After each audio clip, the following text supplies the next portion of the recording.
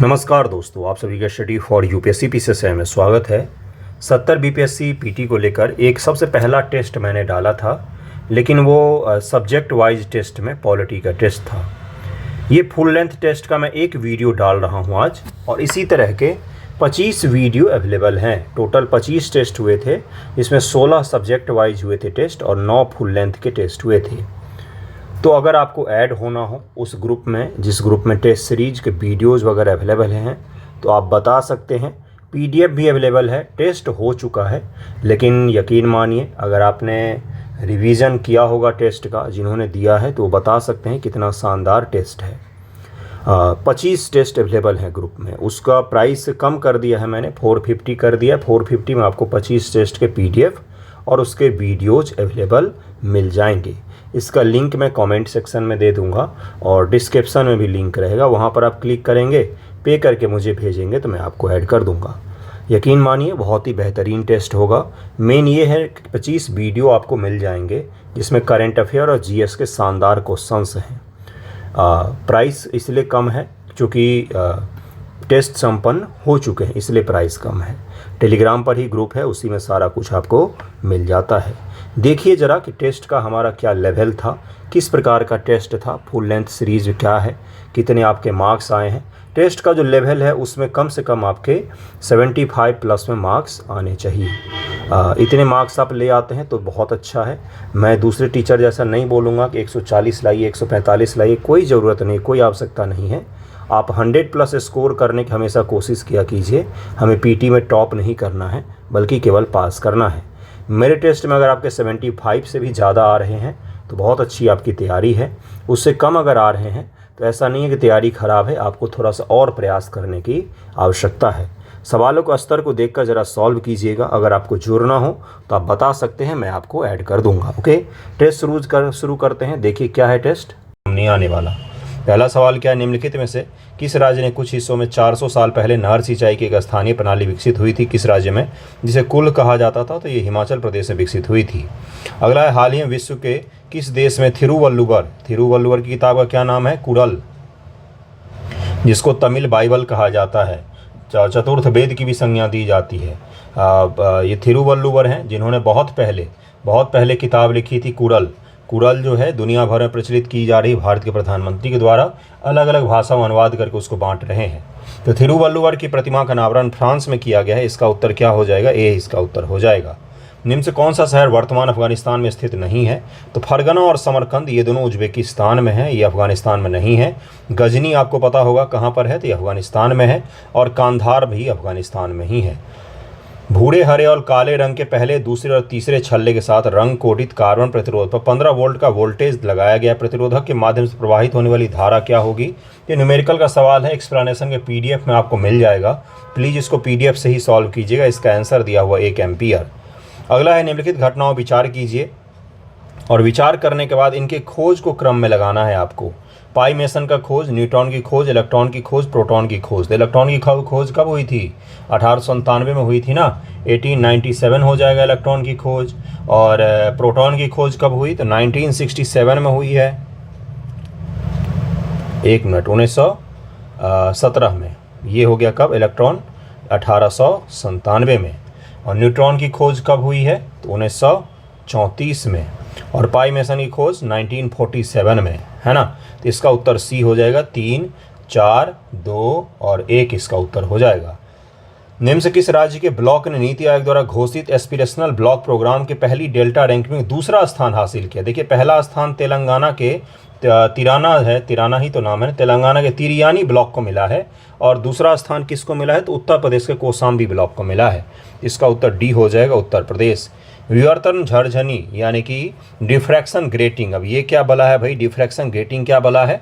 तो diffraction grating का तात्पर्य क्या होता है, समझ जाएंगे एक बार मैं उदाहरण दूंगा। तो सीडी प्लेयर का सीडी देखा है आपने, गोल गोल सा, उसका एक तरफ तो मूवी का पोस्टर चिपका हुआ रहता था, दूसरा तरफ उस पर रंग बिरंग की लाइटें बनती थी। उसको हम लोग घुमाते भी थे सूर्य की रोशनी की तरफ करके। सीडी प्लेयर अगर देखा होगा तो उसमें कैसेट लगते थे, डीवीडी आता था बाद में जिसमें 4-5 मूवियाँ रहती थी, सीडी में तो एक ही मूवी रहती थी। तो वो जो उस पर अलग अलग कलर के पैटर्न बनते हैं ना, वही कहलाता है डिफ्रैक्शन ग्रेटिंग। इतना भी समझ गए आप। उस पर अगर आप एक लेज़र का बीम देंगे, जैसे अगर मान लीजिए कोई नॉर्मल मिरर है, इस पर आप लेज़र का बीम मारेंगे तो एक ही बीम यहाँ से निकलेगा परावर्तित होकर।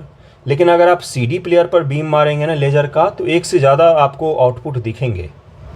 तो ये डिफ्रैक्शन ग्रेटिंग के कारण ही होता है। तो यहाँ पर पूछा गया डिफ्रैक्शन ग्रेटिंग का उपयोग करके विवर्तन पैटर्न प्राप्त करने के लिए नीली रोशनी की जगह यदि पीली रोशनी का उपयोग किया जाए, यदि नीली रोशनी की जगह पीली का उपयोग किया जाए तो क्या होगा। तो इसका उत्तर क्या हो जाएगा 7 का, इसका उत्तर हो जाएगा C, यानी कि विवर्तन पैटर्न व्यापक और दूर दूर हो जाएगा, क्योंकि पीली रोशनी का जो तरंग दैर्घ्य होता है वो नीली की तुलना में ज़्यादा होता है। इसके कारण से विवर्तन का जो पैटर्न है वो दूर दूर में स्थित हो जाएगा।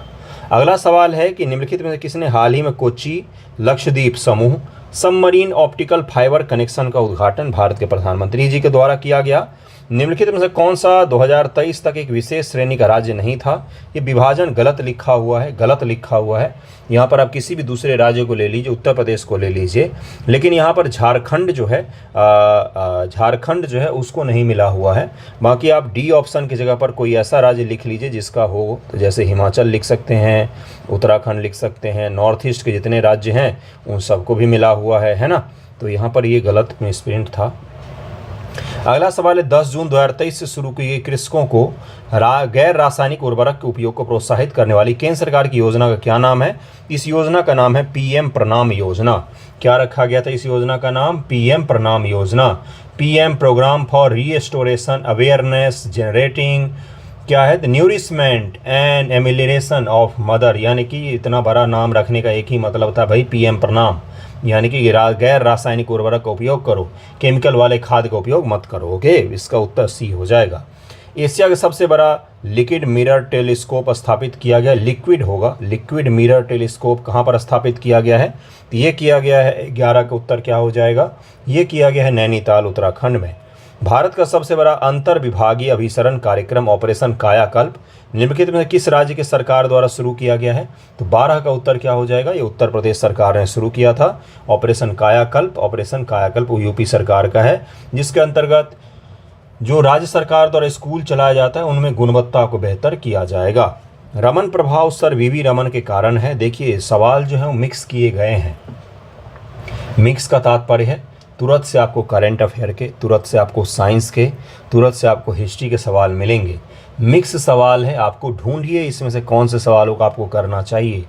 प्लीज़ जितने एक्सपेरिमेंट कर रहे हैं यहाँ पर कर लीजिए, टेस्ट सीरीज़ को सीरियसली लीजिए, ढूंढिए कौन से सवाल आपको करने चाहिए, कौन से छोड़ने चाहिए, कौन सा हिस्सा मजबूत है, कौन सा कमज़ोर है।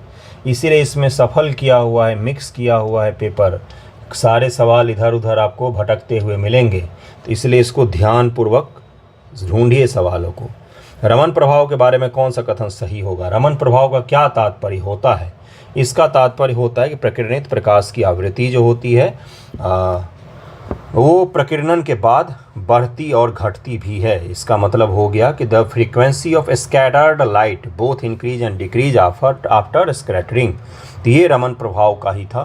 रमन प्रभाव क्या होता है, छोटा सा जरा उसको समझिए कि change in the wavelength of light that occur when A light beam is deflected by molecule, यानी कि एक छोटे से मैटर के कारण से जब लाइट जो है वो डिफ्रैक्ट हो जाती है तो इसके वेवलेंथ में परिवर्तन आ जाता है। रमन इफेक्ट इसी के बारे में है, इसी के लिए उनको नोबेल पुरस्कार भी दिया गया था। तो इसको ज़रूर ध्यान में रखिएगा। और अगला सवाल है कि किसी देश की शहरी क्षेत्र में रहने वाली आनुपातिक जनसंख्या में वृद्धि को निम्नलिखित में से क्या कहा जाता है। देखिए शहरी क्षेत्र में आनुपातिक जनसंख्या में वृद्धि हो रही है, इसको क्या कहा जाता है, इसका उत्तर क्या हो जाएगा, इसको शहरीकरण कहा जाता है, अर्बनाइजेशन कहा जाता है। पिछले साल का पेपर देखिए ज़रा, उसमें इस तरह का सवाल आपको ज्योग्राफी से मिलेगा। इसको मानवीय ज्योग्राफी कहा जाता है। निम्नलिखित में किस देश ने 2024 में ब्रिक्स समूह में शामिल होने से इनकार कर दिया। कौन सा देश है जिसने ब्रिक्स समूह में शामिल होने से इनकार कर दिया। तो इनमें से अर्जेंटीना ऐसा है जिसने बोला कि हमें न्योता मिला है, इन्वाइट मिला है, लेकिन हम नहीं आएंगे, है ना। इन्विटेशन दिया गया था इसको शामिल होने का, लेकिन ये शामिल नहीं हुआ है। सऊदी अरब, संयुक्त अरब अमीरात, ईरान, इथियोपिया और अर्जेंटीना को न्योता दिया गया था, जिनमें से अर्जेंटीना शामिल नहीं हुआ। निम्नलिखित में से कौन सा पदार्थ टिंडल प्रभाव दिखाएगा। तो 16 का उत्तर क्या हो जाएगा? टिंडल प्रभाव के बारे में पूछा गया है। इसका उत्तर हो जाएगा कि ये जो है टिंडल प्रभाव, ये सारे के सारे ही दिखाएंगे। जब प्रकाश की किरण को उसके तरंग दैर्घ्य के बराबर आकार के कणों वाले कोलाइड घोल से गुजारा जाता है तो प्रकाश की प्रकीर्णन के फलस्वरूप यानी कि स्कैटरिंग के फलस्वरूप उसका पथ या प्रक्षेपवक्र दिखाई देने लगता है। मतलब कि उसका जो, अगर आप किसी घोल से लाइट को गुजारिए तो उसके पथ में परिवर्तन हो जाता है, वो दिखने लग जाता है। इसी घटना को टिंडल प्रभाव कहा जाता है। अगर ध्यान से पढ़ेंगे तो ये होगा।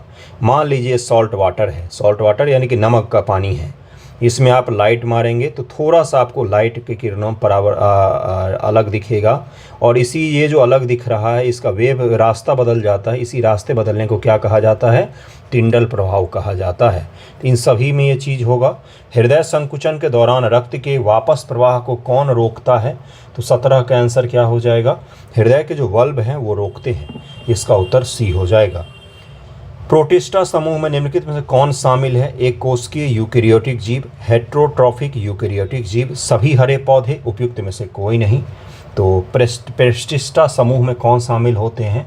इस तरह के कठिन सवाल बायोलॉजी से पूछे जाते हैं, और पेड़ पौधे के बारे में और मानवीय की जो है उसके बारे में, मानवीय संरचना जो है उसके बारे में, इन दोनों टॉपिक से सवाल कठिन आते हैं। तो इनको पढ़ के जाइएगा, एनसीईआरटी में भी मिल जाएगा ये। इसका उत्तर क्या हो जाएगा? इसका तो एक कोशिकीय जो यूकेरियोटिक जीव होते हैं उनको प्रोटिस्टा समूह के जीव माना जाता है। एक कोशिकीय यूकेरियोटिक जीवों को प्रोटिस्टा समूह में सम्मिलित किया जाता है।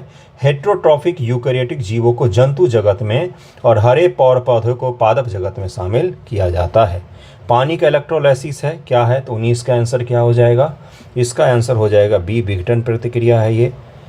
क्रिस्टलीकरण शुद्ध पदार्थ के क्रिस्टलों को उनके विलयन से निकालने की प्रक्रिया है। क्रिस्टलीकरण के दौरान घटक परमाणुओं और अणुओं के बीच एक बंधन स्थापित होता है। यह रासायनिक परिवर्तन का उदाहरण होता है। साइंस के सवाल कैसे हैं? मज़ेदार हैं, होंगे ही। आसान नहीं थे साइंस के सवाल, कठिन स्तर के साइंस थे। पिछले दो टेस्ट में साइंस के सवाल उतने कठिन नहीं रखे गए थे, हिस्ट्री के कठिन थे। इसमें साइंस का कठिन है। हिस्ट्री का देखते हैं कैसा है। इसका उत्तर क्या हो जाएगा? पहला और दूसरा दोनों सही हैं यहाँ पर, तीसरा यहाँ पर गलत दिया हुआ है। शुद्ध पदार्थों के क्रिस्टलों को उनके विलयन से निकालने की प्रक्रिया क्रिस्टलीकरण कहा जाता है। कोई एक विलयन है, कोई एक सॉल्यूशन है, उसमें से अगर आप किसी शुद्ध पदार्थ को निकाल लेते हैं तो उसको क्रिस्टलाइजेशन की प्रक्रिया कही जाती है। क्रिस्टलाइजेशन के दौरान घटक परमाणु और अणुओं के बीच में जो बंध स्थापित होता है। क्रिस्टलीकरण की प्रक्रिया में कोई नया रासायनिक पदार्थ नहीं बनता है, बल्कि जैसे नमक और पानी का घोल होगा तो कोई नया रासायनिक पदार्थ नहीं है वो। ठीक है, तो इसका उत्तर क्या हो जाएगा? इसका उत्तर हो जाएगा 1 और 2 सही है, तीसरा यहाँ पर गलत दिया हुआ है, बी इसका उत्तर हो जाएगा। अगला सवाल है कि निम्नलिखित में किसने संविधान के प्रत्येक पृष्ठ के किनारों बॉर्डर को डिजाइन किया और इसे कलाकृतियों सजाया था? संविधान को डिजाइन किया गया था। संविधान में रामायण की भी आपको फोटो मिल जाएगी, राम दरबार की फोटो है संविधान में। उसके अलावा और कौन कौन से हैं? हड़प्पा मोहनजोदड़ो के भी है, अजंता एलोरा के चीज़ें हैं, अशोक से जुड़े हुए चिन्ह हैं। तो ये सब कहाँ है? तो संविधान को सजाया गया और उसको बहुत खूबसूरत तरीके से लिखा भी गया है। 21 का उत्तर क्या हो जाएगा भाई? किसने ये कारनामा किया था? तो इसका उत्तर हो जाएगा ए, नंदलाल बोस को ये काम दिया गया था। अभ्यास डेजर्ट साइक्लोन भारत और किस देश के बीच में संयुक्त सैन्य अभ्यास है? तो 22 का उत्तर हो जाएगा भारत और यूएई। सोल्जरिंग विथ डिग्निटी निम्नलिखित में से किन दिग्गज भारतीय सैन्य अधिकारी पर लिखा गया एक उपन्यास है? तो ये उपन्यास जो है ये फील्ड मार्शल सैम मैनेक्सॉक पर लिखा गया है। इन पर एक मूवी आई थी, मस्ट वॉच मूवी है, शानदार है। किस वीटो के तहत भारत के राष्ट्रपति किसी विधेयक को अनिश्चित काल तक रोक सकते हैं? आपने सुना भी होगा कि एक थे राष्ट्रपति महोदय जिन्होंने डाक तार विधेयक को पॉकेट में लिया और उनकी मृत्यु हो गई, आज तक वो उनके पॉकेट में ही होगा वो।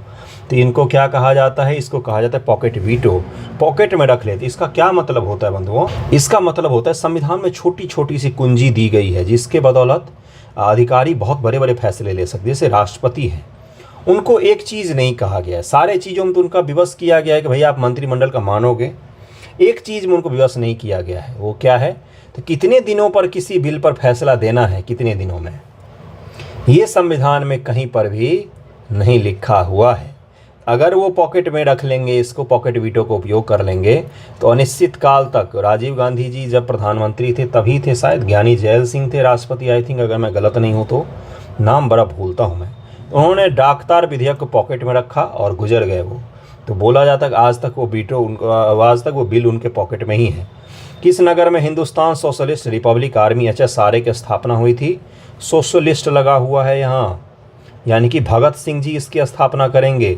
और HRA हिंदुस्तान रिपब्लिक आर्मी की स्थापना किसने की थी? ये किया था किसने? तो बिस्मिल जी ने, और रोशन सिंह लाहिरी ने, अशफाक उल्लाह खान ने, ये सब लोग थे। और जब उनकी मृत्यु हो जाती उसके पश्चात से भगत सिंह लोग आते और सोशलिस्ट रिपब्लिक आर्मी की स्थापना करते हैं। 25 का उत्तर क्या हो जाएगा? ये दिल्ली के फिरोज शाह कोटला में इसको स्थापित किया गया था। फिरोज शाह कोटला मैदान भी है। निम्न में कौन सा हिमालय पर्वत का सबसे लंबा हिमनद है? गंगरी, वतूर और डिस्पर, ये पूछा गया है आपसे। इसका उत्तर क्या हो जाएगा? जो बतूर हिमनद है सबसे बड़ा है। बातूर हिमनद 57 किलोमीटर लंबा है, हिमालय का सबसे लंबा हिमनद है यह काराकोरम रेंज में पाक अधिकृत गिलगित बल्तिस्तान में स्थित है। और इसका उत्तर क्या हो जाएगा? इसका उत्तर हो जाएगा बी। जो हिस्पर है इसकी लंबाई कितनी है? तो 49 किलोमीटर है, 49 किलोमीटर है। बतूर की लंबाई 57 किलोमीटर लंबी एक बर्फ है, ठीक है, 57 किलोमीटर लंबी। राजस्थान और गुजरात में बहने वाली लूनी नदी का उद्गम स्थल कहाँ है? देखिए, मिल कहाँ जाती है? तो रन ऑफ कच्छ में विलीन हो जाती है ये, लेकिन ये जन्म कहाँ से लेती है? तो अजमेर के निकट अरावली पर्वत श्रेणी से लूनी नदी निकलती है, पुष्कर घाटी से होते हुए बहती है। इसका उत्तर क्या हो जाएगा? इसका उत्तर हो जाएगा बी, पुष्कर घाटी के पास से इसका मुहाना निकलता है। इसका उत्तर बी हो जाएगा। पुष्कर घाटी अजमेर के पास में अरावली का रेंज है। पुष्कर बहुत ही खूबसूरत सा जगह है। अजमेर जाएंगे तो पुष्कर वहाँ से 15-20 मिनट की दूरी पर है। अगर आप अजमेर जाएंगे तो बस एक बस में बैठिए, पहाड़ के उस तरफ पुष्कर है। शानदार सा जगह है, दोनों जगह पुष्कर और अजमेर। अगला देखिए क्या है। अगला सवाल है बंधुओं, पिछली बार ही पूछा गया था, एक फुल फॉर्म पूछा गया था, उसी पर आधारित है। फेमा एक्ट बहुत ज़्यादा चर्चा में रहता है, इसका फुल फॉर्म क्या है? तो 28 का उत्तर क्या हो जाएगा? इसका उत्तर हो जाएगा यहाँ पर सी, यानी कि फॉरेन एक्सचेंज मैनेजमेंट एक्ट इसका पूरा नाम। अगला सवाल है कि निम्नलिखित में कौन सा अम्ल बिच्छू बूटी नेटल की पत्तियों द्वारा स्रावित होता है जो दर्द युक्त डंक का कारण होता है? देखिए, बिच्छू बूटी को अगर आप छुएंगे और चुभेगा फिर आपको दर्द होगा, तो उसका कारण कौन सा होता है? अम्ल होता है उसका। जो आपने सुना है कि मधुमक्खी ने काट लिया, या और भी जो मधुमक्खी प्रकार की होती हैं कीट, वो काट लेते हैं, तो वो सब एसिड छोड़ते हैं। और वहाँ पर अगर आप बेस का उपयोग करेंगे तो आपको राहत मिलेगी। जैसे मधुमक्खी वगैरह काटती है तो वहाँ पर अगर साबुन आप लगाएंगे, क्योंकि साबुन क्या होता है? तो ये बेसिसिटी होता है इसमें, ये क्षारीय होता है। इसको अगर आप उपयोग करेंगे तो आपको तुरंत राहत मिलेगा। तो उसी प्रकार से कौन सा ये अम्ल छोड़ता है? तो 29 का आंसर क्या हो जाएगा? मेथोनोइक अम्ल छोड़ता है। इसका उत्तर सी हो जाएगा। रेगुर मृदा के बारे में आपको बताना है। यह हल्के रंग की मृणमय, चिकनी और उर्वर मृदा है। यह उष्ण आर्द्र परिस्थितियों के कारण दक्षिणी बेसाल्टी लावा विकसित हुई है। इस मृदा में व्यापक रूप से कपास की खेती की जाती है। कौन सा सही होगा भाई? मैंने तो हमेशा बताया है कि भाई कौन सी मृदा पर कपास की खेती होती है, तो रेगुर मृदा उनमें से एक हो सकता है। तो इसका उत्तर क्या हो जाएगा? 2 और 3 हो जाएगा। इसका उत्तर बी हो जाएगा। रेगुर मृदा परिस्थितियों के कारण दक्षिणी बेसाल्ट लावा विकसित काले रंग की मृदा होती है, इसको काली मिट्टी भी कहा जाता है। और जिस पर कपास की अच्छी खासी खेती होती है, इसका रंग हल्का न होकर गहरा काला होता है। तो कथन वर्ण सत्य है, इसी कारण से ये हल्के रंग के नहीं, गहरे काले रंग की होती है। स्वतः जुताई वाली मृदा भी इसको कहा जाता है, क्योंकि ये मृदा में मिट्टी में पानी धारण करने की क्षमता बहुत अच्छी खासी होती है। और जब बारिश के बाद धूप बहुत तेज़ निकलती है तो हल्की हल्की सी दरार फट जाती है। इससे प्रतीत होता है कि इस खेत की जुताई हो गई है, इसलिए इसको स्वतः जुती हुई मृदा भी कहा जाता है। बहुत ज़्यादा चिपचिपी होती है, तो इसीलिए यहाँ पर रहने वाले किसान जो होते हैं वर्षा से पहले खेत जोत लेते हैं, क्योंकि पानी पड़ने के बाद इस खेत को जोता नहीं जा सकता है। जैसे अपने यहाँ पर खेत जोतते हैं ना पानी पड़ने के बाद, वो नहीं हो सकता है। अगला सवाल है विद्युत मोटर, विद्युत ऊर्जा से यांत्रिक ऊर्जा, सुरक्षा फ्यूज, विद्युत धारा का तापीय प्रभाव, विद्युत जनरेटर, विद्युत चुंबकीय प्रेरण, उपयुक्त में से एक से अधिक। 31 का उत्तर क्या हो जाएगा? कौन सा सही मेल खाता है? तो सारे ही सही दिए हुए यहाँ पर। अगला सवाल है निम्न से कौन सा एल्यूमिनियम का अयस्क नहीं है? 32 का उत्तर क्या हो जाएगा? कौन सा एल्यूमिनियम का अयस्क नहीं है?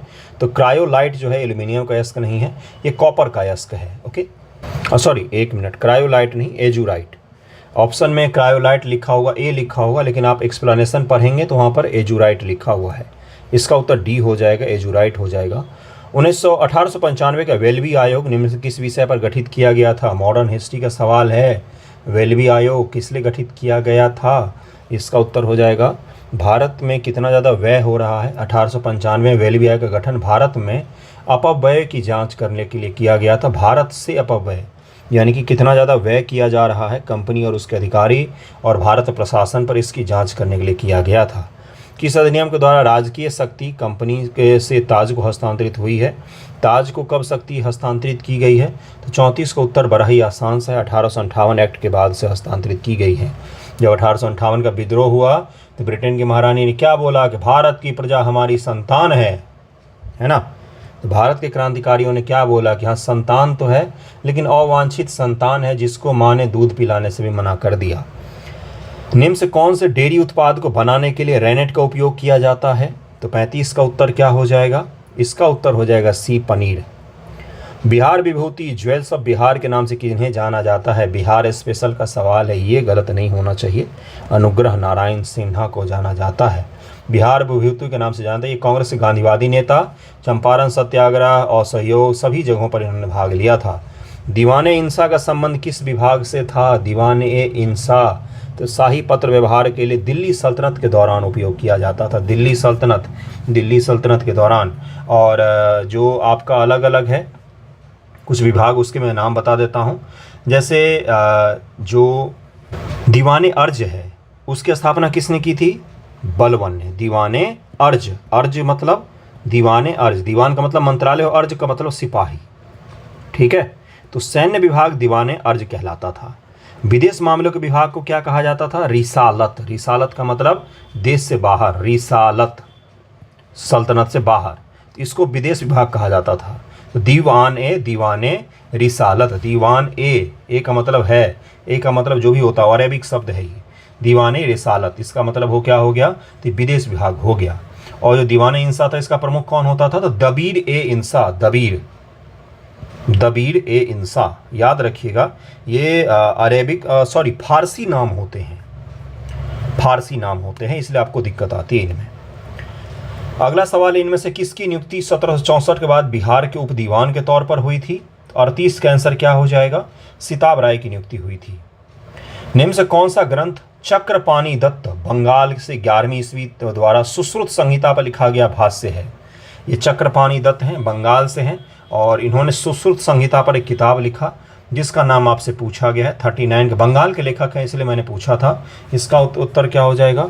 भानुमति। इस पर सुश्रुत संहिता पर लिखा गया भाष्य है भानुमति, इस किताब का नाम है भानुमति, इस किताब का नाम है। 11वीं शताब्दी बंगाल के प्रसिद्ध आयुर्वेदाचार्य चक्रपाणी दत्त ने सुश्रुत संहिता पर भानुमति नामक भाष्य की रचना की। उनकी अन्य प्रसिद्ध रचनाएं हैं चिकित्सा संग्रह, द्रव्य गुण तथा सार संग्रह। भारत में तंबाकू का आगमन के बारे में निम्नलिखित कथनों विचार कीजिए। तंबाकू का पौधा सबसे पहले दक्कन में पहुंचा। कहाँ से लाया गया? किनके द्वारा? पुर्तगालियों के द्वारा लाया गया था।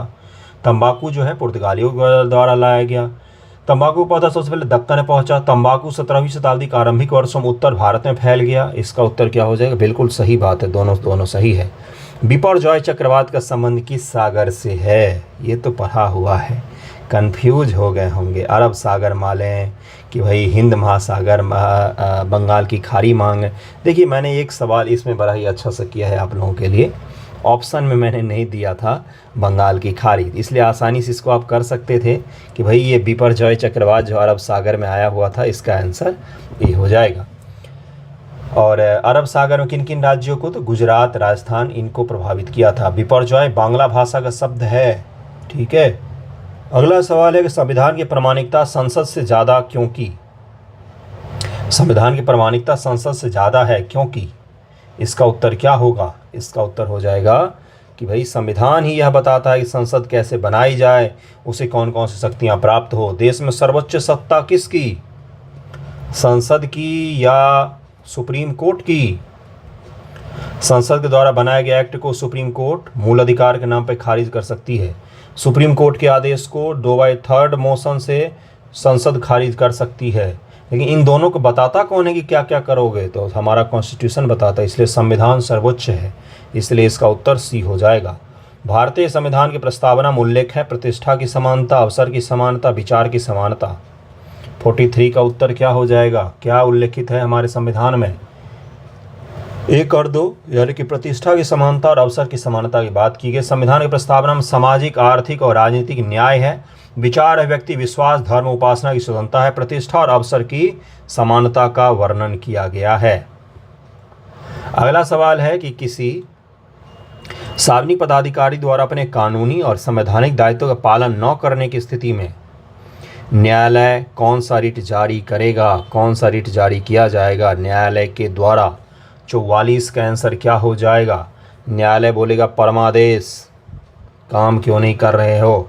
परमादेश तब जारी किया था जब न्यायालय को लगता है कि कोई सार्वजनिक पदाधिकारी अपने कानूनी और संवैधानिक दायित्वों का पालन नहीं कर रहा है और किसी व्यक्ति के मौलिक अधिकार को प्रभावित हो रहा है, तो वहाँ पर परमादेश जारी होता है।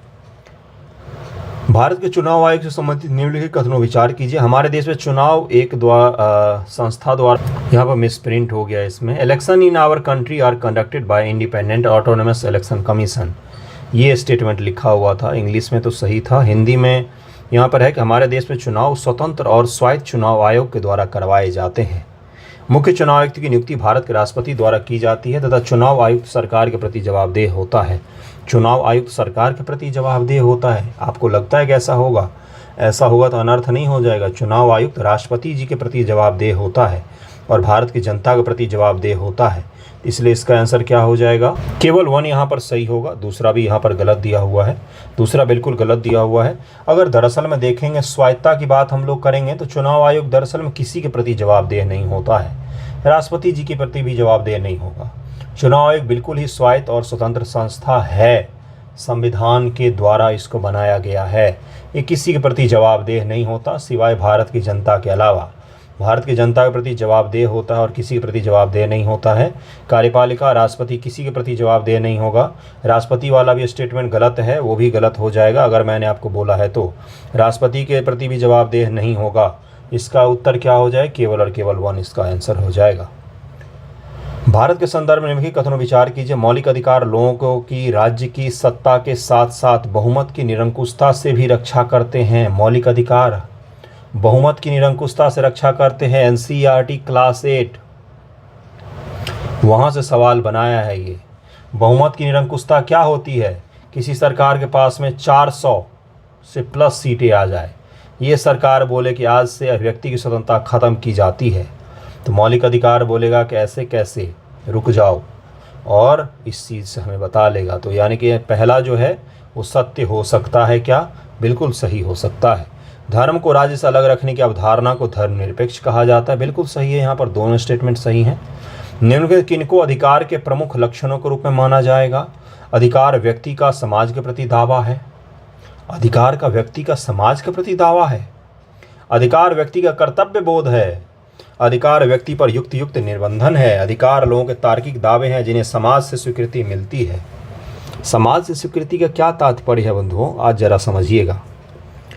एक कपल है जो लिव इन में रह रहे हैं, आसानी से समझ जाएंगे। ये अपने रिलेशन को लेकर कितना सिक्योर होंगे? क्यों समाज इनके ऊपर बातें उठाता है? क्यों समाज इनको अच्छी भावना से नहीं देखता है? वहीं एक कपल है जिन्होंने लिव इन में रह रहे थे, इन्होंने तुरंत शादी कर ली। आप ही लोगों के बीच का एग्जाम्पल बता रहा हूँ, कई सारे आप में से भी रह रहे होंगे। शादी हो गई इनकी, अब इनको समाज में कोई भी हीन दृष्टि से, कोई भी गलत दृष्टिकोण से नहीं देखता है। क्यों? इसे सामाजिक स्वीकृति नहीं मिली हुई थी। और इस विवाह के समय जो समाज इकट्ठा होता है, तो समाज इकट्ठा क्यों होता है? क्योंकि उसको सामाजिक स्वीकृति मिल जाती है। गांव घर में आपने गौर किया होगा, अगर कोई घर से बाहर दूर कहीं पर, जैसे मान लीजिए कोई है बिहार का और दूर बम्बई या बेंगलोर या अलग अलग जगहों पर जाके शादी कर ले, तो उसको बड़ी दिक्कत आती है स्वीकृति लेने में। क्यों? क्योंकि समाज ने उसको नहीं देखा। तो सामाजिक स्वीकृति भी आवश्यक होती है, ये भी भाग है, परंपरा भी है संविधान में निहित। तो अधिकार लोगों के तार्किक दावे हैं जिन्हें समाज से स्वीकृति मिली होती है। 47 का उत्तर क्या हो जाएगा? सवाल तो काफ़ी अच्छे बनाए हैं, फिर भी लोग इसमें क्रिटिसाइज कर लेंगे। 1 और 4 सही है, दूसरा तीसरा यहाँ पर गलत दिया हुआ है। अधिकार के बारे में 1 और 4 यहाँ पर सही दिया हुआ है, दूसरा तीसरा यहाँ पर गलत है। ओके, अगले सवाल पर चलें। ये काफ़ी अच्छा सवाल था आपके लिए। यदि संशय के आधार पर किसी व्यक्ति के घर की तलाशी ली जा रही हो, उसका फ़ोन टैप किया जा रहा हो, उसके पक्षों को सार्वजनिक किया जा रहा हो, तो उपयुक्त संदर्भ में कौन सा अधिकार का उल्लंघन हुआ है? तो 48 का आंसर क्या हो जाएगा? निजता का अधिकार जो आर्टिकल 21 के द्वारा मिला हुआ है उसका उल्लंघन किया गया है। यहाँ पर कौन सा? पुट्टू स्वामीवाद 2017, सब भूल जाते हैं। दूसरी पंचवर्षीय योजना के लक्ष्यों के समय निम्न से कौन सा कथन सही नहीं है? 49 का आंसर क्या हो जाएगा? रोजगार के अवसरों का विस्तार, ये सही नहीं है। डायरेक्ट फैक्चुअल क्वेश्चन, आता है तो कर लेंगे, नहीं आता तो नहीं कर पाएंगे। अगला सवाल है, भारत में लगभग 6ठी शताब्दी ईसा पूर्व से शहरी केंद्रों के उद्भव के बारे में निम्नलिखित कथनों विचार कीजिए। उन सभी का विकास महाजनपदों की राजधानियों से दूर हुआ था। शहरी केंद्रों का विकास महाजनपद की राजधानी से दूर हुआ था। प्रमुख नगर आवागमन मार्गों पर स्थित थे। इनमें से अनेक वाणिज्यिक, सांस्कृतिक और आयातिक गतिविधियों के बड़े केंद्र थे। 11th की एनसीईआरटी रामशरण शर्मा में लाइन बाय लाइन ये क्वेश्चन मिलेगा आपको। 50 का उत्तर क्या हो जाएगा? बी हो जाएगा। यहाँ पर इसका उत्तर बी हो जाएगा। कितने कथन सही हैं? तो 2 कथन यहाँ पर सही है, पहला गलत है यहाँ पर, बाकी दूसरा और तीसरा दोनों यहाँ पर सही दिए गए हैं।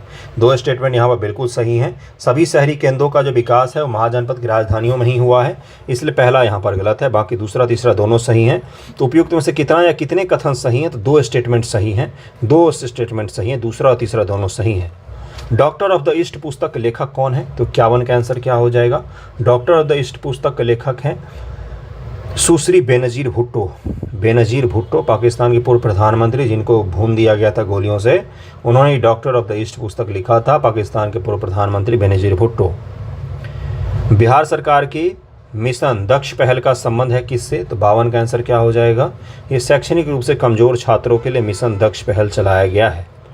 अगला सवाल है 53 नंबर। दी गई विशेषताओं का आधार पर भारत में स्थित समुद्री पत्तन को पहचानिए। समुद्री पत्तन को पहचानना है। यह भारत के पश्चिमी तट पर स्थित 1 शताब्दी से भी अधिक पुराना पत्तन है। ये एक प्राकृतिक बंदरगाह है जो तरंग रोधक, ब्रेक वाटर और तटबंध मोल द्वारा भी संरक्षित है। लगभग 14 मीटर गहराई का एक डीप ड्राफ्ट चैनल बड़े जहाज़ों को बंदरगाह में प्रवेश करने का अवसर देता है। नीचे दिए गए ऑप्शन में से बताइए कि कौन से बंदरगाह की बात कर रहा है। पश्चिमी तट पर स्थित नेचुरल बंदरगाह है ये, तो इसका उत्तर हो जाएगा ये मुरगांव पट्टन जो है उसकी बात कर रहा है। गोवा का मुरगांव या मुरगांव जो भी है वही उसी पत्तन की बात कर रहा है। इसका उत्तर ए हो जाएगा, यही इसका आंसर हो जाएगा, गोवा का बंदरगाह। पिछली बार गोवा के तट के कुछ इलाकों के बारे में 69 बीपीएससी में सवाल पूछा गया था करंट अफेयर से। दी गई विशेषताओं के आधार पर लौह एवं इस्पात संयंत्र को पहचानिए। यह झरिया से कोयला और सुंदरगढ़ और केंदुझर से लौह अयस्क प्राप्त करता है। विद्युत भट्टियों के लिए बिजली हीराकुंड से प्राप्त करता है। हीराकुंड बांध ओडिशा से प्राप्त करता है। कोयल तथा शंख नदियों से जल प्राप्त करता है। कोयल और शंख नदियों से जल प्राप्त होता है। कौन से इस्पात संयंत्र की बात कर रहा है ये? तो 54 का आंसर क्या हो जाएगा? ये बात कर रहा है राउरकेला इस्पात संयंत्र की। इसका उत्तर सी हो जाएगा। राउरकेला की बात कर रहा है, उड़ीसा में स्थित है ये, उड़ीसा में स्थित है। हीराकुंड जैसे ही आए वैसे ही आपको समझ जाना चाहिए था।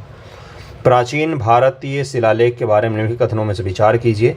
प्रारंभिक शिलालेख संस्कृत में है। क्या भारत के प्रारंभिक शिलालेख संस्कृत में है? हमें तो रुद्रदामन के शिलालेख मिलते हैं संस्कृत में, शक शासक रुद्रदामन के। पश्चिमोत्तर के शिलालेखों प्रयुक्त खरोष्ठी लिपि को उस क्षेत्र पर शासन करने वाले हिंदू यूनानी राजाओं के सिक्कों की सहायता से पढ़ा गया है। अधिकांश शिलालेखों में भव्य अनन्य घटनाओं का उल्लेख है जो सामान्य कृषि पद्धतियों का उल्लेख नहीं है।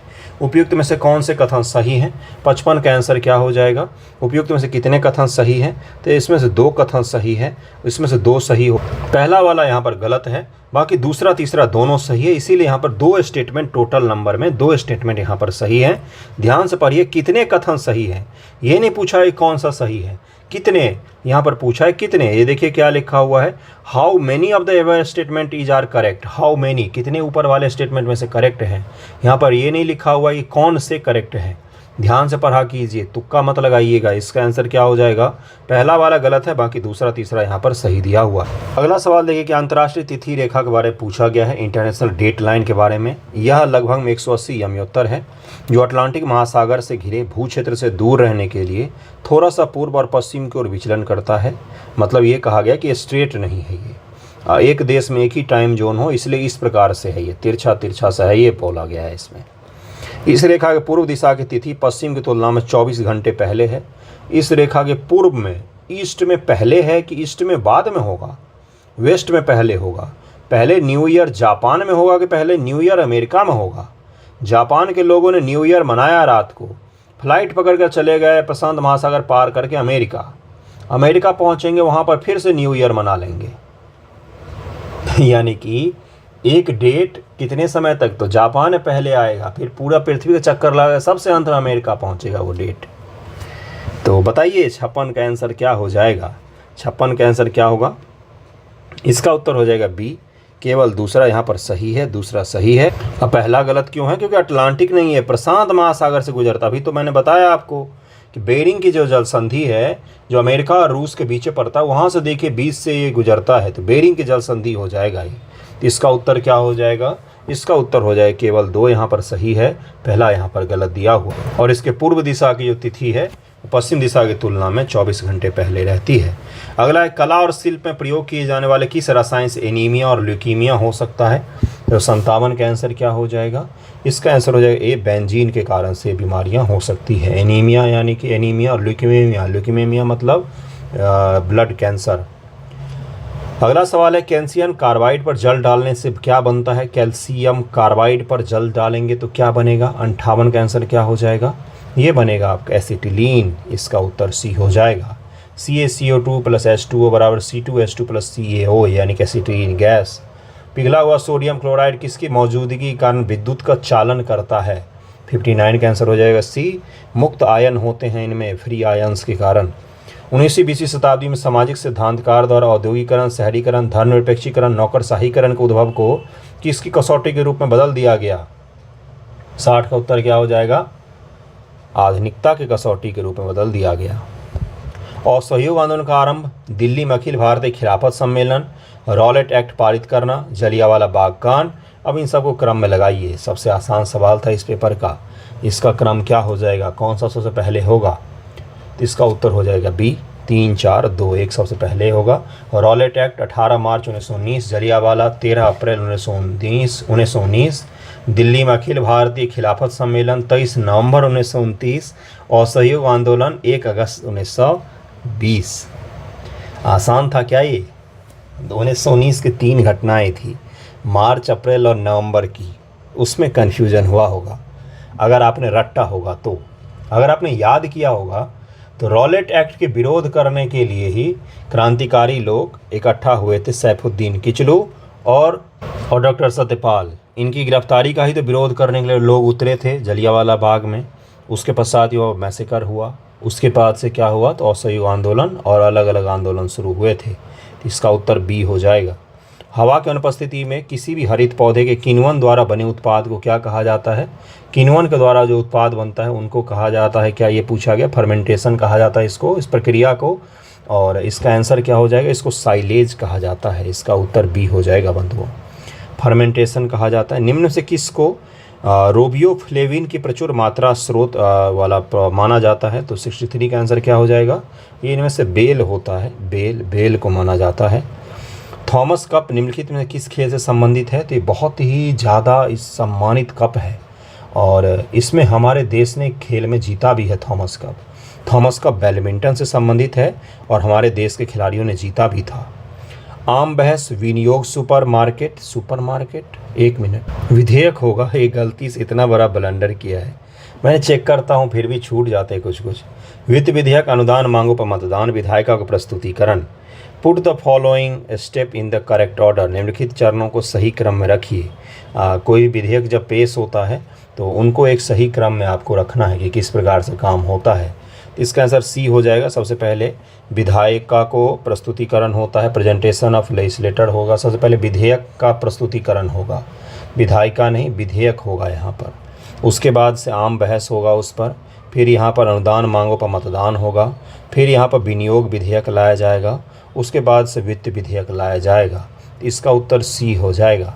भारतीय संविधान कौन सा अनुच्छेद भारत के राज्य की वाद योग्यता संबंधित है? Which article of the Indian constitution deal with the justiciability of the Indian state?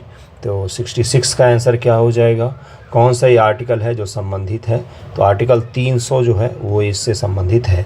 भारतीय संविधान का अनुच्छेद 300 भारत के राज्य की वाद योग्यता से संबंधित है। अनुच्छेद 300 के अनुसार केंद्र और राज्य सरकार मुकदमा कर सकते हैं तथा इन पर मुकदमा किया जा सकता है। बायोडीजल के उत्पाद में निम्नलिखित में से कौन सी प्रक्रिया अपनाई जाती है? 67 का आंसर क्या हो जाएगा? इसका आंसर हो जाएगा सी, ट्रांस एस्टरीफिकेशन की प्रक्रिया अपनाई जाती है। कार्बन फुटप्रिंट शब्द का क्या अभिप्राय है? 68 का आंसर क्या हो जाएगा? इसका अभिप्राय है कि हमारे रोज़मर्रा के क्रियाकलापों से कितनी ज़्यादा ग्रीन हाउस गैसों का उत्सर्जन हो रहा है, उसी को कार्बन फुटप्रिंट कहा जाता है। संविधान के उद्देश्य का प्रयुक्त निम्नलिखित शब्दों को सही क्रम में व्यवस्थित कीजिए। समाजवादी, पंथ निरपेक्ष, गणराज्य, लोकतंत्रात्मक और प्रभुत्व संपन्न। इनको एक क्रम में लगाना है। अगर आपको उद्देश्य का याद होगा तो आप इसको क्रम में लगा लेंगे, और अगर नहीं याद होगा तो आप बड़ा ही स्ट्रगल करेंगे एग्जाम में। इसका आंसर क्या हो जाएगा? इसका उत्तर हो जाएगा सी हो जाएगा, सी हो जाएगा, सी हो जाएगा। 5 1 2 4 3 ABCD, तो 5 1 2 4 3 इसका आंसर हो जाएगा। सबसे पहले प्रभुत्व संपन्न आ जाएगा, फिर समाजवादी आ जाएगा, फिर पंथ निरपेक्ष, उसके बाद लोकतंत्रात्मक, फिर गणराज्य सबसे अंत में आ जाएगा। 5 1 2 4 3 इसका आंसर हो जाएगा। प्रारंभिक खर्च किसका उदाहरण है? प्रारंभिक खर्च प्रिलिमिनरी जो एक्सपेंडिचर होते हैं किसका उदाहरण होते हैं? 70 का आंसर क्या हो जाएगा? ये उदाहरण होते हैं अस्थगित राजस्व व्यय का, यानी कभी कंपनी शुरू नहीं हुई है, उससे पहले जो व्यय किया जाता है उसको शुरू करने के प्रोसेस के लिए, उस दौरान जो खर्च होता है उसी को ये कहा है, जिसका लाभ आगे कई वर्षों तक मिलता रहता है। तो प्रारंभिक खर्च एक अस्थगित राजस्व है, व्यय है, जो कंपनी के शुरू होने से पहले किया जाता है। अस्थायी परिसंपत्तियों का मूल्य ह्रास किसका उदाहरण है? अस्थायी परिसंपत्ति है कोई फिक्स एसेट है, उसमें अगर डेप्रिसिएशन हो रहा है, मूल्य ह्रास हो रहा है, तो उसको क्या कहा जाता है? तो 71 का आंसर क्या हो जाएगा?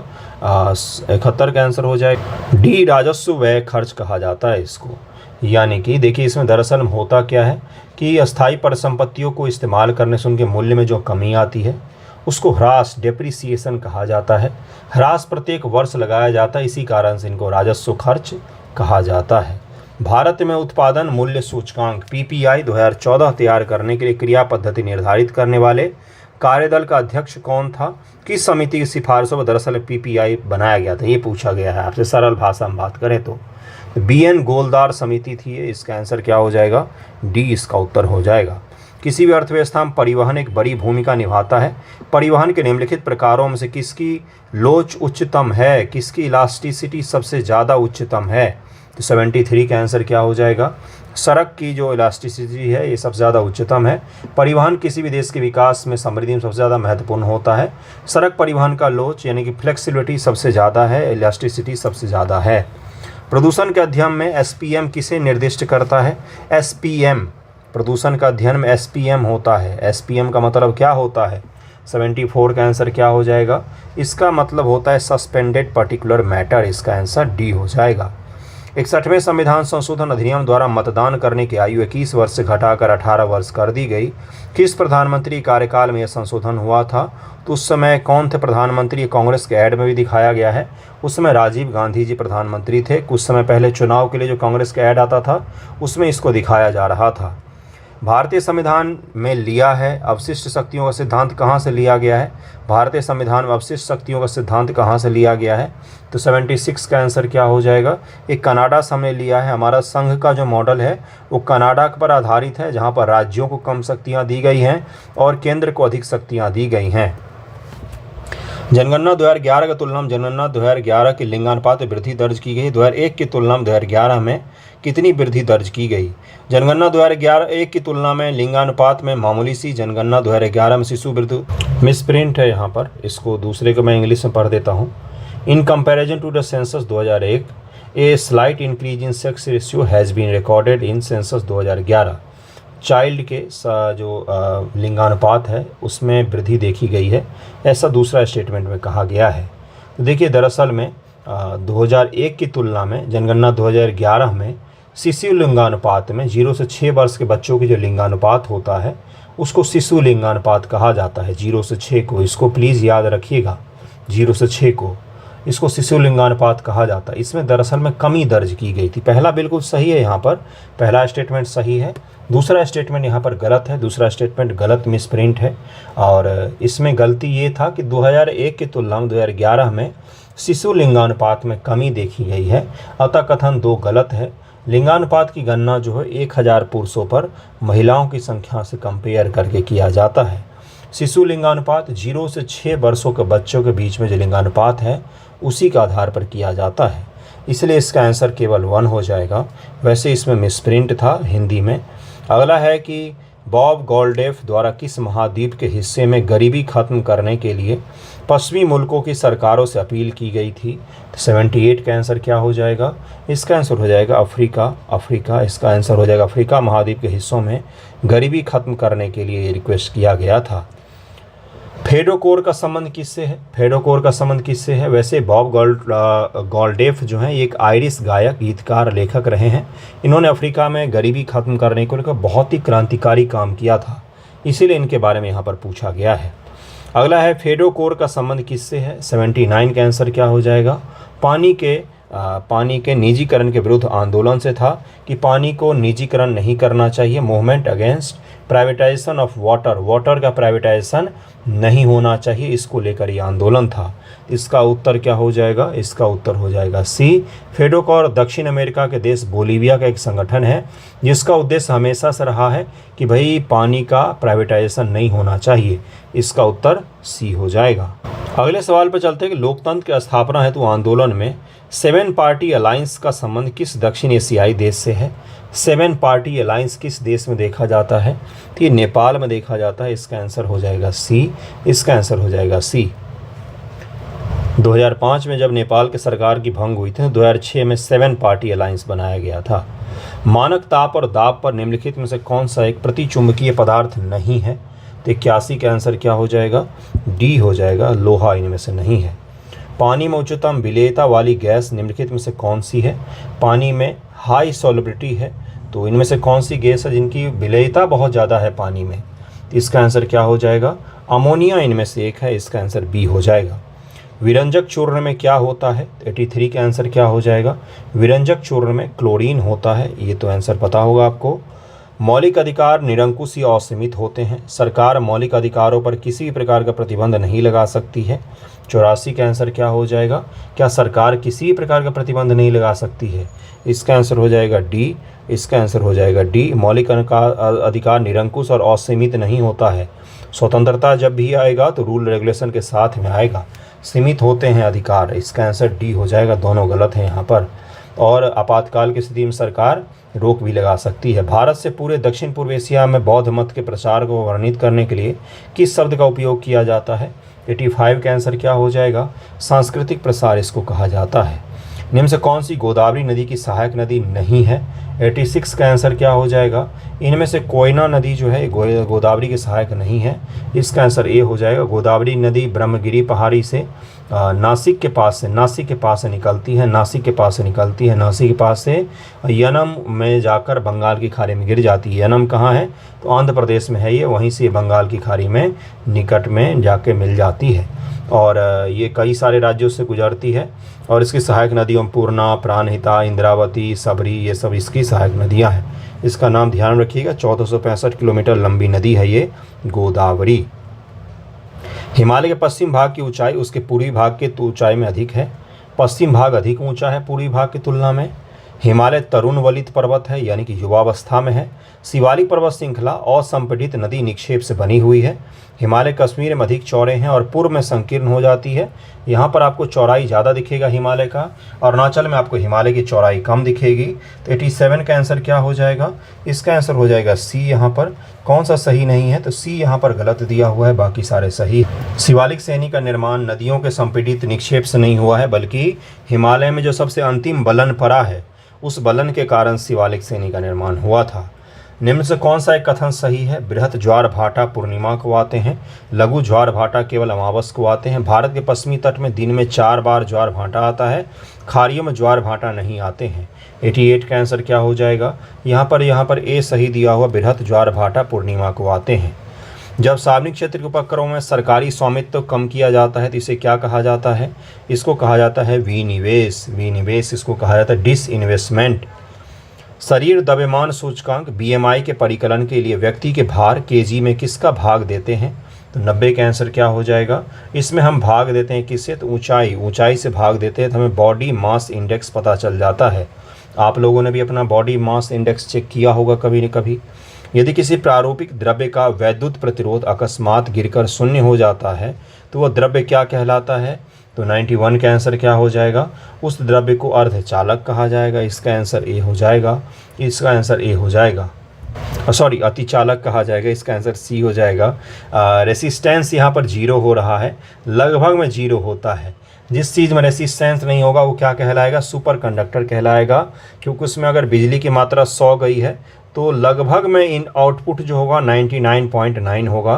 रेसिस्टेंट नहीं होने के कारण से लॉस 9 के बराबर में होगा, सुपर कंडक्टर कहलाएगा। वैद्युत प्रतिरोध अकस्मात गिरकर शून्य हो जाता है, टेंड्स टुवर्ड 0 होगा, शून्य कभी भी नहीं होता है। टेंड्स टुवर्ड्स 0 का मतलब है कि 0 की तरफ में बढ़ रहा है, तो 0 के आस पड़ोस में हो जाता है, लेकिन 0 कभी भी नहीं होता है। इसका आंसर सुपर कंडक्टर हो जाएगा।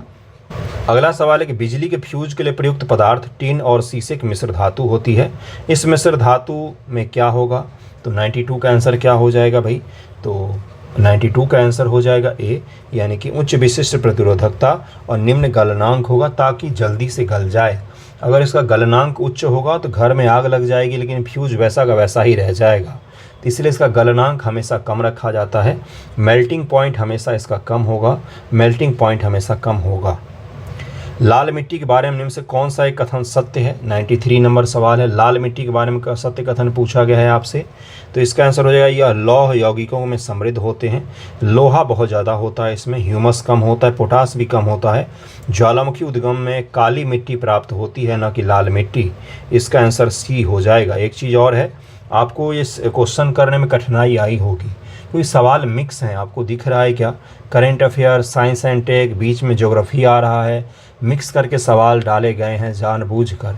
प्लीज़ इसको पॉजिटिव तरीके से लीजिए और सही तरीके से इसको अटेम्प्ट कीजिएगा। सवाल अच्छे हैं, एक्सप्लेनेशन का पीडीएफ में काफ़ी डिटेल में एक्सप्लेनेशन दिया हुआ है, तो उसको सही से पढ़िएगा, एक्सप्लेनेशन अच्छा है इसका। यदि किसी कारणवश भारत के राष्ट्रपति का पद रिक्त हो जाए, उपराष्ट्रपति का पद खाली हो तथा सर्वोच्च न्यायालय के मुख्य न्यायाधीश की नियुक्ति न हुई हो, तो निम्नलिखित में से कौन राष्ट्रपति के पद पर नियुक्त होगा? प्रधानमंत्री, मुख्य निर्वाचन अधिकारी, लोकसभा अध्यक्ष, सर्वोच्च न्यायालय का अन्य न्यायाधीश। तो 94 का आंसर क्या हो जाएगा? सर्वोच्च न्यायालय का अन्य न्यायाधीश। सूची को मैच करना है आपको। भारतीय राजा और उनका वंश, करिकाल, रुद्रदामन पथन, मिलिंद और कनिष्क, बैक्टीरिया, यूनानी, चोल, चालुक्य और कुषाण, और इधर शक भी हैं। 4 राजा हैं, 5 वंश हैं। अब उनमें से ज़रा चुनिए, इनमें किसको किसको किस में जोड़ेंगे, ज़रा एक बार निकालिएगा। इसका आंसर क्या हो जाएगा? सी हो जाएगा। ए का 2 हो जाएगा। करिकल को किससे मैच करना है? तो चोल वंश का संस्थापकों में से एक था। और रुद्रदामन किस में था भाई? तो ये शक शासक रुद्रदामन था, अभी बताया मैंने। और मिलिंद कौन था? तो यूनानी शासक था, मिलिंद पन्हो। मिलिंद का पन्हो आप सुनते हैं ना भाई, बौद्ध भिक्षु नागसेन और मिलिंद के बीच में वार्तालाप, मिलिंद पन्हो बुक है। और डी का क्या हो जाएगा? कनिष्क किस वंश का था? तो कुषाण वंश का था। राजा 4 थे, मैच करना था 5 में से, इसीलिए दिया गया था ताकि आप थोड़ा सा इसमें गलती करें। अगला है रेलवे जोन और मुख्यालय के साथ सुमेलित कीजिए। सूचियों के नीचे दिए गए कूट का प्रयोग करिए। पूर्व मध्य रेलवे, उत्तर पश्चिम रेलवे, उत्तर मध्य रेलवे, दक्षिण पश्चिम रेलवे, हुबली, इलाहाबाद, हाजीपुर, जबलपुर, जयपुर। 96 का क्या हो जाएगा भाई? तो 96 का उत्तर पर अगर हम जाएंगे, इसका उत्तर ए हो जाएगा। ए का 3, बी का 5, सी का 2, डी का 4 है इसका आंसर हो जाएगा। इसका उत्तर ए हो जाएगा। मैचिंग में एक ऑप्शन एक्स्ट्रा दिया जा सकता है, 5 की जगह पर छठा भी दिया जा सकता है। तो मैचिंग में ज़रूरी नहीं कि 4 से ही आपको मैच करने को दिया जाए, 5 और 6 नंबर भी दिया जा सकता है मैच करने के लिए। अगला सवाल है, युद्ध को आपको मैच करना है। युद्ध और किन के बीच लड़ा गया? चौसा का, घाघरा का, कछवाहा का, तालीकोटा का युद्ध, बाबर राजपूत, हुमायूं शेर खान, बाबर तथा बिहार और बंगाल का अफगान, विजयनगर शासक और दक्षिणी का सल्तनत। इसका आंसर ज़रा क्या हो जाएगा? और चौसा का युद्ध किसका किसका बीच में लड़ा गया था? इसका उत्तर हो जाएगा सी। ए का 2 हो जाएगा, चौसा का युद्ध जो है हुमायूं और शेर शाह के बीच में लड़ा गया था। बी का 3, घाघरा का युद्ध किसके? बाबर और बिहार बंगाल के अफगान जो थे, बिहार और बंगाल के अफगान वो एक हो गए थे बाबर से लड़ने के लिए। कछवाहा का युद्ध बाबर और राजपूतों के बीच में। और तालीकोटा का युद्ध विजयनगर शासक और दक्षिणी सल्तनत जो थे बहमनी राज्य के अलग अलग अंग उनसे लड़ा गया था। दिल्ली सल्तनत के नीचे दिए गए वंशों का सही कालक्रम कौन सा है? तो 98 का आंसर क्या हो जाएगा? इसका आंसर हो जाएगा सबसे पहले खिलजी, फिर सैयद, फिर लोदी, फिर तुगलक आए। ऊंचे पर्वतीय क्षेत्रों में नाक से रक्त क्यों निकलता है? तो एयर प्रेशर कम हो जाता है। कई सारे लोगों के कान बहते हैं, पेन का नीब भी बह जाता है कई बार। तो 99 का आंसर क्या हो जाएगा? बाहरी दबाव की तुलना में कोशिका में रक्त दबाव अधिक हो जाता है, बाहरी एयर प्रेशर कम हो जाता है क्योंकि हवा की सघनता कम हो जाती है और जो आंतरिक रक्त का प्रेशर है वो बढ़ता रहता है। इसके कारण से क्या हो जाता है? तो रक्त निकलने लग जाता है। फतेहपुर सीकरी की इबादत खाना क्या है? तो 100 का आंसर क्या हो जाएगा? फतेहपुर सीकरी का इबादत खाना वह भवन जिसमें विभिन्न धर्मों के विद्वान एक साथ बैठकर विचार विमर्श करते थे। निम्नलिखित भक्ति संतों विचार कीजिए। दादू दयाल, गुरु नानक और संत त्यागराज। कौन उस समय उपदेश देता था जब लोदी वंश का पतन हुआ और बाबर सत्तारूढ़ हुआ? तब इनमें से कौन कौन था? गुरु नानक थे, दादू दयाल थे, त्यागराज, संत त्यागराज। संत त्यागराज तो हाल फिलहाल के हैं। बताइए जरा इसका आंसर क्या हो जाएगा? 101 का आंसर क्या हो जाएगा? इसका आंसर हो जाएगा केवल 2, यानी कि गुरु नानक उस समय थे केवल। संत त्यागराज तो 1767 ईस्वी में आए हैं तंजावुर तमिलनाडु के इलाकों में। और जो दादू हैं दादू दयाल, ये निर्गुण भक्ति संप्रदाय से बिलोंग करते हैं और 1544 से 1603 के बीच में रहे हैं। अकबर का पीरियड भी इंजॉय किया है इन्होंने, अकबर का पीरियड इंजॉय किया इन्होंने दादू दयाल ने। गुरु नानक तो बाबर के समय में ही थे, बाबर पर इन्होंने एक छोटी सी किताब भी लिखी है। निम्न से किस उभारदार मूर्ति शिल्प, रिलीफ स्कल्पचर, शिलालेख में अशोक के प्रस्तर रूप चित्र के साथ रण्यो अशोक 2019 यूपीएससी पीटी का सवाल है। आपको लग रहा होगा क्या पूछ लेता हूं मैं, यूपीएससी पीटी का सवाल है। 102 का आंसर क्या हो जाएगा? किस शिलालेख में अशोक का हमें पत्थर की मूर्ति मिलती है? सीधी सी बात है, तो कंगनहली में मिलती है। अस्पृश्य समुदाय के लोगों को लक्षित कर प्रथम मासिक पत्रिका विटाल विध्वंसक किसके द्वारा प्रकाशित की गई थी? 103 का आंसर क्या हो जाएगा? गोपाल बाबा वलंगकर के द्वारा प्रकाशित की गई थी। किसके राज्यकाल में योग वासिष्ठ का निजामुद्दीन द्वारा फारसी में अनुवाद किया गया था? तो 104 का आंसर क्या हो जाएगा? 104 का आंसर हो जाएगा अकबर के काल में ये किया गया था। इसका आंसर ए हो जाएगा। भारतीय इतिहास के संदर्भ निम्न से कौन कुलाह दारान कहलाते थे? तो 105 का उत्तर क्या हो जाएगा? कौन कहलाते थे कुलाह दारान? तो सैयद वंश के कहलाते थे। जो सैयद होते हैं मुस्लिम में, वो स्वयं को पैगंबर जो हजरत मोहम्मद हैं उनके वंशज मानते हैं खुद को। और परंपरागत रूप से मुस्लिम समुदायों के पुजारी और धार्मिक शिक्षक ये होते हैं। जो आपने ईरान के इससे पहले के जो राष्ट्रपति थे जिनकी मृत्यु हो गई हेलीकॉप्टर क्रैश में, आपने उनको देखा होगा ब्लैक कलर का पहनते थे कैप, या उनके सर पे जो भी रहता है। वो भी खुद को उसी कबीला से जोड़ते हैं जिस कबीला से पैगंबर मोहम्मद बिलोंग करते थे। ठीक है, तो इसलिए इनको क्या कहा जाता था? सैयद, यानी कि कुलाह दारान का तात्पर्य होता था उस कबीले या उस वंश से बिलोंग करने वाले मुस्लिम जो क्या कहलाते हैं, जो पैगंबर मोहम्मद जिस वंश से पैदा हुए उससे खुद को जोड़ते हैं, और इसीलिए कुलाह दारान इनको कहा जाता है। सैयद वंश का शासक रहा था ये। चलिए आगे बढ़ें, 106 नंबर पर चलते हैं। निम्नलिखित से विदेशी यात्रियों से किसने भारत के हीरों और हीरों के खादानों की विस्तृत रूप से चर्चा की है? तो किसने किया है? तो टेवर्नियर ने किया था, बैप्टिस्ट टेवर्नियर ने किया था। 127 के बटलर कमेटी के क्या उद्देश्य था बंधुओं? तो इसका ये तो पूछा गया है, ये तो आसान है, ये तो आपका गलत नहीं होना चाहिए। इसका उत्तर क्या हो जाएगा? भारत सरकार और देसी रियासतों के बीच में संबंध को लेकर बटलर कमेटी बनाई गई थी। जनजातियों और राज्यों को मैच करना है आपको। जनजातियाँ देखिए कौन सा है, हमार, दिमासा, कोनियाक और निसी, और यहाँ पर अलग अलग राज्य दिया हुआ है। घटना चक्र से सवाल देते हैं उसमें भी गलत कर लेते हैं आप लोग। जरा इसको मैच कीजिए, इसका आंसर क्या हो जाएगा? इसका आंसर हो जाएगा बी, यानी कि 3, 4, 2, 1। हमार जो है ये कहाँ से? तो मिजोरम से बिलोंग करेंगे। दिमास जो है ये असम से बिलोंग करेंगे, और कोनियाक जो है ये नागालैंड से बिलोंग करेंगे, और निसी जो है अरुणाचल प्रदेश के जनजाति हैं। जौ, चावल, मिलेट, ज्वार तथा बाजरा और चाय अब भौगोलिक परिस्थितियाँ इनके लिए कौन सी होनी चाहिए, आपको 109 का मैच करना है। 109 का ज़रा एक बार मैच कीजिए। इसका उत्तर क्या हो जाएगा, इसका उत्तर हो जाएगा ए, यानी कि जौ जो है ये ठंडी जलवायु और अपेक्षाकृत कम उपजाऊ मृदा पर भी उपज जाएगी। और चावल जो है इसके लिए तप्त और नम जलवायु उपजाऊ मृदा चाहिए। मिलेट के लिए तप्त और शुष्क जलवायु चाहिए। और चाय के लिए गर्म और नम जलवायु चाहिए, उच्च तुंगता के साथ, एल्टीट्यूड भी हाई चाहिए इसके लिए। तो इसका उत्तर क्या हो जाएगा, इसका उत्तर हो जाएगा ए। अगला सवाल है आपका कि अगला सवाल आपका मैथमेटिक्स का शुरू हो रहा है और रीजनिंग का। उम्मीद है आपने इनको हल किया होगा। हल ज़रूर कर लिया कीजिए, प्लीज़ इसको हल किया कीजिए। यहाँ पर अगर आप हल नहीं करेंगे, सोच रहे हो एग्ज़ाम में ही डायरेक्ट जाकर मैं करूँगा या करूँगी, तो आप पछताने वाले हैं। एग्ज़ाम में 10 नंबर सिक्योर करना चाहिए आपको। 10 नंबर कहीं से भी किसी भी सब्जेक्ट से सिक्योर नहीं होता है, लेकिन आप एग्ज़ाम में जाने से पहले इसको सिक्योर कर सकते हैं कि मैं 10 के 10 मैथमेटिक्स और रीजनिंग सही कर दूँगी।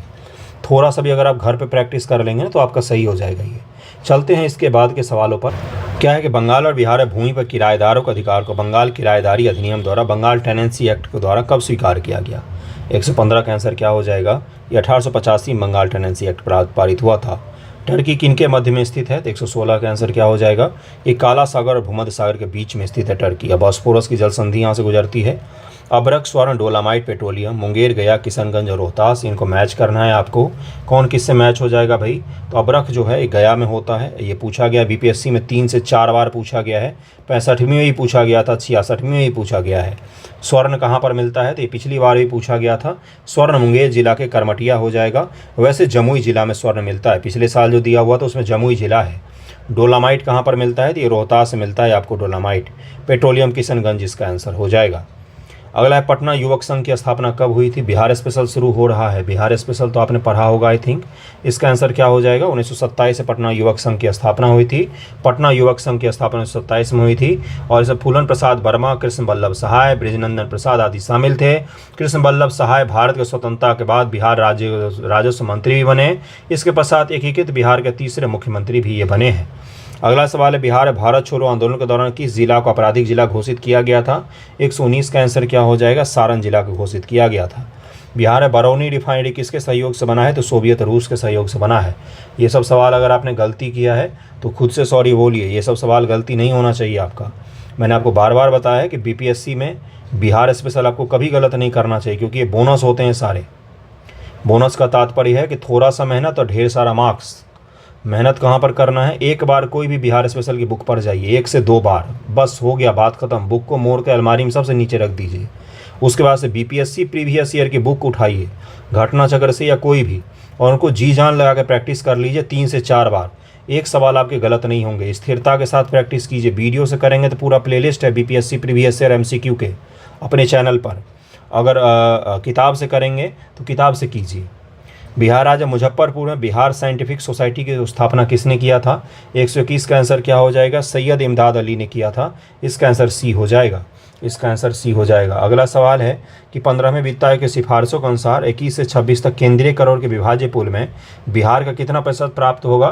तो दरअसल में बिहार को ही नहीं, लगभग में सभी राज्यों के प्राप्त हो रहा है, और वो कितना है, 41% है। 41.2% है, 41.2% है। ये गलत जगह पर सारा बिंदु लगाया हुआ था, बेवकूफ़ इंसान है। 41.2% होगा, 41.2% होगा। बिहार में सभी राज्यों का लगभग इतना ही प्राप्त हो रहा है 15वें वित्त आयोग के बाद से। अब जो अगला वित्त आयोग बना है 16वां, उसके बाद बदल जाएगा, लेकिन अभी तक 41% करीब में प्राप्त होता है। बिहार में किस वर्ष दूरदर्शन का केंद्र स्थापित किया गया। 123 का आंसर क्या हो जाएगा, इसका आंसर हो जाएगा सी, 1978 में। कहीं कहीं पर आपको 42% भी लिखा हुआ दिखेगा, तो अगर आप एग्जाम में जाते तो उससे पहले कंफर्म हो जाइएगा। इकोनॉमिक सर्वे और बजट जब हम पढ़ते हैं ना, तो हम इसको डिटेल में पढ़ते हैं। बिहार का इकोनॉमिक सर्वे बाकी है, मैं आपको वो करवाऊँगा, तब मैं आपको डिटेल में इसको समझाऊँगा। बिहार में किस वर्ष दूरदर्शन केंद्र को स्थापित किया गया था, तो 1978 में किया गया था। इसका आंसर हो जाएगा 1978 सी। अगला सवाल है कि निम्न में से किस में बिहार में गिद्ध संरक्षण योजना शुरू की गई है। किस में बिहार में गिद्ध संरक्षण योजना शुरू किया गया। सबसे पहले गिद्धों की संख्या सबसे ज़्यादा कहाँ पर होगा भाई, बिहार में। इसका आंसर हो जाएगा सी। इनमें से वाल्मीकि टाइगर रिजर्व में शुरू किया गिद्ध संरक्षण योजना। गिद्ध संरक्षण योजना वाल्मीकि टाइगर रिजर्व में शुरू किया गया है। वाल्मीकि टाइगर रिजर्व में शुरू किया गया। इस योजना का मुख्य उद्देश्य लुप्तप्राय गिद्धों को बचाना है। यह योजना उत्तराखंड के जिम कॉर्बेट नेशनल पार्क के तर्ज पर चलाया जा रहा है। अगली बार आपसे यही पूछेगा कि गिद्धों के संरक्षण के लिए वाल्मीकि टाइगर रिजर्व में जो प्रोजेक्ट चलाया जा रहा है इसका हमने कहाँ से सीखा है, जिम कॉर्बेट से सीखा है। बिहार के उस क्रांतिकारी का नाम बताइए जिसने सितंबर 1928 में हिंदुस्तान सोशलिस्ट रिपब्लिकन आर्मी की बैठक में भाग लिया था। तो 125 का आंसर क्या हो जाएगा, फणींद्रनाथ घोष इनका नाम था। फणींद्रनाथ घोष इनका नाम था। इन्होंने 1928 में दिल्ली के फिरोज शाह कोटला में आकर भाग लिया था। निम्न से भारत का सबसे बड़ा भाषाई समूह कौन सा है, सबसे बड़ा भाषाई समूह कौन सा है भारत का। तो 126 का आंसर क्या हो जाएगा, भारतीय आर्य भाषा समूह है। इंडो आर्यन में कौन सा, हिंदी, संस्कृत ये सारे आते हैं, इंग्लिश भी आता है। गेहूं की अच्छी खेती के लिए निम्न से कौन सी परिस्थिति समुच्चय आवश्यक है। गेहूं की खेती के लिए क्या चाहिए भाई, गेहूं की खेती के लिए क्या चाहिए, इसके लिए चाहिए मध्यम ताप और मध्यम वर्षा। अगला है आपको मैच करना है कपास, फ्लैक्स, चुकंदर, पटसन, और इनके लिए वर्षा का पैटर्न दिया हुआ है और तापमान लिखा हुआ, आप उनको मैच कीजिए जरा, किसके लिए कितना तापमान और कितना वर्षा चाहिए। एक आध का भी मैच कर लेंगे। पटसन को तो हाईएस्ट चाहिए होगा ना, पटसन तो सबसे ज़्यादा, पटसन यानी कि झूठ हो गया, उसको तो सबसे ज़्यादा वर्षा चाहिए। उससे भी ज़्यादा वर्षा चाहिए क्या किसी को, उससे ज़्यादा वर्षा किसी को भी नहीं चाहिए। तो इसका आंसर डी हो जाएगा, 4, 3, 5, 2। यानी कि कपास के लिए 50 से 100, पटसन के लिए 100 से 200, फ्लैक्स के लिए 60 से 80 सेंटीमीटर वर्षा। ध्यान रहे मैं सेंटीमीटर बोल रहा हूँ, यहाँ मिलीमीटर लिखा हुआ है। सब पर 1 0 बढ़ा दीजिएगा अगर मिलीमीटर में जाएंगे तो, ठीक है। और चुकंदर के लिए 50 से 60 सेंटीमीटर, और पटसन के लिए 100 से 200, कपास के लिए 50 से 100 सेंटीमीटर की वर्षा हमें चाहिए। 50 से 100 मिलीमीटर में आएंगे तो 500 से 1000 मिलीमीटर चाहिए। 18 से 22 डिग्री का तापमान चाहिए। तो ये ध्यान में रखिएगा इस चीज़ को। मिलीमीटर सेंटीमीटर में अलग अलग हो जाता है, यहाँ पर मिलीमीटर में लिखा हुआ है, मैंने आपको सेंटीमीटर में पढ़ा है। भूमि की उर्वरता बढ़ाने के निम्न से कौन सी फसल उगाई जाती है। तो 129 का आंसर क्या हो जाएगा, इसका आंसर हो जाएगा फिजियोलस रेडिएट, यानी कि मूंग या दाल, कोई भी एक दाल को मूंग की फसल उगाकर भूमि की उर्वरता शक्ति को बढ़ाया जाता है। वैसे दलहन फसलों को अगर आप उगाते हैं ना तो आपके खेत की उर्वरता बढ़ जाती, क्योंकि नाइट्रोजन की मात्रा बढ़ जाती, नाइट्रीजनीकरण हो जाता है। राइजोबियम का नाम आपने पढ़ा होगा, जो क्या करता है तो नाइट्रिफिकेशन कर देता है भाई, नाइट्रोजन की जो संख्या है उसको बढ़ा देता है। नाइट्रोजन के जो पदार्थ हैं, यूरिया नहीं देना पड़ेगा आपको, सिंपल सी भाषा में समझिए। अगर आपने खेत में गेहूँ चावल बोया है, उसके बाद कोई दाल की खेती कर लेंगे, तो अगली बार जब आप खेती करेंगे तो आपको यूरिया नहीं डालना पड़ेगा। फिर भी हम डालते हैं, क्यों डालते हैं, हम आदत से मजबूर हैं। मकड़ियों द्वारा उत्पादित रेशम क्या कहलाता है। 130 का आंसर क्या हो जाएगा, इनको कहा जाता है गौशमीर रेशम। संज्ञेय, निष्पक्ष, जिरह और हिरासत, डिटेंशन। अब इनको मैच करना है कि ये किससे मैच होते हैं। Cognizable, fair, cross examination, detention. अब इनको ज़रा मैच कीजिए, क्या हो जाएगा इसका आंसर हो जाएगा ए, यानी कि 1, 2, 3, 4 हो जाएगा। संज्ञेय, पुलिस को अदालत की अनुमति के बिना गिरफ्तारी की छूट, कॉग्निजिबल ऑफेंस बोलते हैं ना हम। निष्पक्ष का मतलब हो जाएगा न्यायसंगत व्यवहार। जिरह का मतलब वाद विवाद, पक्ष विपक्ष के वकीलों द्वारा पूछताछ करना, पुलिस द्वारा किसी को गिरफ्तार करना, हिरासत, डिटेंशन कहलाता है। अगला फिर से मैथमेटिक्स का सवाल, 136 नंबर से फिर से जीएस का सवाल है। बाजार हस्तक्षेप योजना MIS पहल जो है, इसका क्या तात्पर्य होता है, ये पूछा गया है आपसे। बाजार हस्तक्षेप योजना के बारे में सही कथन को चुनिए। इसे राज्य सरकार के अनुरोधों पर लागू किया गया। MIS को कृषि उत्पादों के लिए लागू नहीं किया जा सकता। 136 का आंसर क्या हो जाएगा, केवल 1 यहाँ पर सही हो जाएगा। 137 से निम्न से कौन गलत सुमेलित हैं। किरिकल पक्षी अभयारण्य तमिलनाडु, कराईवेटी पक्षी अभयारण्य आंध्र प्रदेश, रंगथिट्टू पक्षी अभयारण्य कर्नाटक, और सस्तम कोट्टा झील जो है केरल में है। 137 का आंसर क्या हो जाएगा, कराईवेटी पक्षी अभयारण्य जो है यहाँ पर ये गलत दिया हुआ है। ये जो है ये भी तमिलनाडु में ही है, इसलिए इसका आंसर क्या हो जाएगा, इसका आंसर हो जाएगा बी। हाल ही में किस प्रमुख भारतीय एयरलाइन ने मुंबई से दोहा के लिए पहली उड़ान रवाना करने के साथ अपनी अंतर्राष्ट्रीय परिचालन शुरू की है। आकाशा एयर ने शुरू किया है। 138 का आंसर क्या हो जाएगा, ए हो जाएगा। राकेश झुनझुनवाला शायद उनका नाम था, शेयर मार्केट से बहुत पैसा कमाया, उसके बाद उन्होंने सस्ते एयरलाइन को लॉन्च किया था, आकाशा एयर। इसका आंसर ए हो जाएगा। देवी सारिका को समर्पित नवरेह उत्सव का आयोजन जम्मू कश्मीर में किया जाता है, इसका आंसर हो जाएगा ए, जम्मू कश्मीर में इसका आयोजन किया जाता है। और अगला सवाल है कि साइमन हैरिस किस देश के सबसे कम उम्र के प्रधानमंत्री चुने गए हैं? तो आयरलैंड के सबसे कम उम्र के प्रधानमंत्री चुने गए हैं। अगला है विश्व का सबसे बड़ा नवीकरणीय ऊर्जा पार्क किस राज्य में स्थापित किया गया है? तो यह स्थापित किया गया गुजरात राज्य में, गुजरात में स्थापित किया गया। अडानी समूह के गुजरात के खावरा क्षेत्र में विश्व का सबसे बड़ा नवीकरणीय ऊर्जा पार्क स्थापित करेगा जो 45 गीगावाट क्षमता का होगा।